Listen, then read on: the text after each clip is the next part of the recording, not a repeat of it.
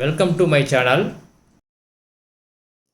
இந்த வீடியோவில் August 19 public exam எழுத போகிற 8th private candidate hall ticket என்னைக்கு டவுன்லோட் பண்ணுறது, எப்படி பண்ணுறதுங்கிறத டீட்டெயிலை பார்க்கலாம். முதல்ல என்னைக்கு டவுன்லோட் பண்ணுறது அப்படின்னு பார்க்கலாம்.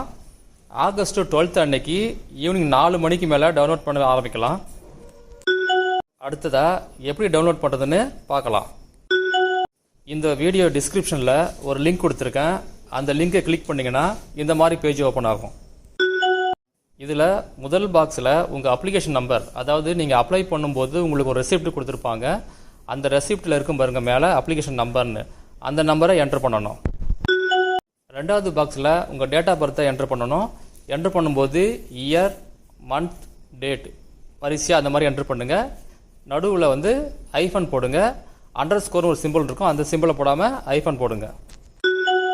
அடுத்தது கேப்சாவை என்ட்ரு பண்ணணும். கேப்சானா 2 நம்பரை ஆட் பண்ணி அதில் வர்ற ஆன்சரை அடுத்த பாக்ஸில் என்ட்ரு பண்ணணும்.